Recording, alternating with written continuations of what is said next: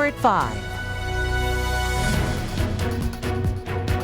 First at 5, in an astounding civil verdict, Brittanee Drexel's killer, Raymond Moody, is ordered to pay her mother $200 million in damages and $500 million in punitive damages. Dawn Conley sued Moody, who is now serving a life sentence for the 2009 kidnapping, rape, and murder of her 17-year-old daughter. Our senior investigative reporter, Ann Emerson, was in the courtroom when the jury delivered the verdict. Ann?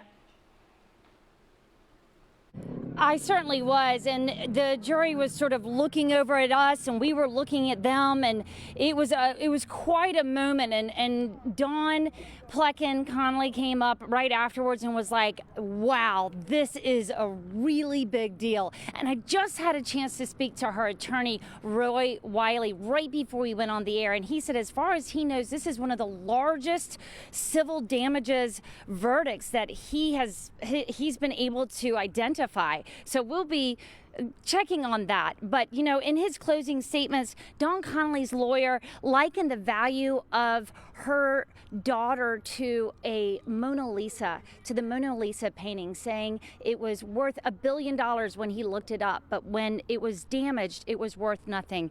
Now, that was a stark reminder of the damage inflicted on Brittanee at the hands of Raymond Moody, who spent 13 years living amidst these jurors in Georgetown County, hiding in plain sight.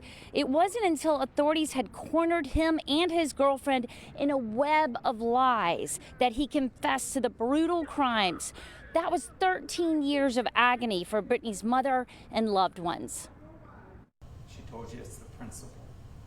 It's the principle, because if she fights this fight and she holds the people responsible in every way possible for what they've done, perhaps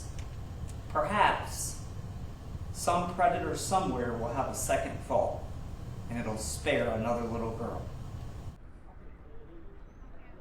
Well, Moody had no counsel today, and he did not defend himself, saying he was guilty as charged and that he lived with so much regret, and now he will live penniless for his crimes. Before this lawsuit, he was able to work out a deal for a portion of his land to be given over to his grandkids in exchange for everything that he knew about the case, and everything else, though, will go to Brittanee's mother.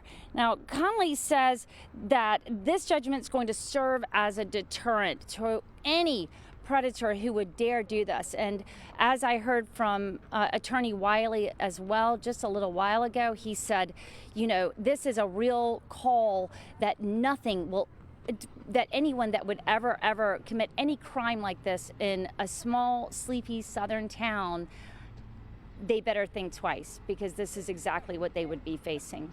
Reporting from Georgetown tonight, I'm Ann Emerson. Back to you.